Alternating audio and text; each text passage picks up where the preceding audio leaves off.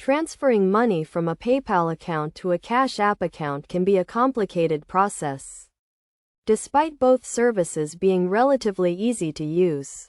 To accomplish this transfer, several methods can be attempted.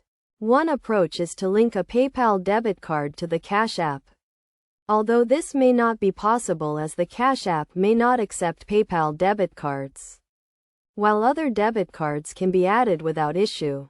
Another method involves linking the two accounts using the PayPal account's routing and account numbers, but this may also be unsuccessful due to compatibility issues. Similarly, linking the Cash App to the PayPal account using the Cash App's account and routing numbers may also fail, as it appears that neither service readily accepts the other. A viable workaround is to link the Cash App debit card to the PayPal account, but the most effective method involves using a third-party bank, such as Chime Bank, as a proxy to facilitate the transfer, by first transferring money from PayPal to the proxy bank, and then from the proxy bank to the Cash App.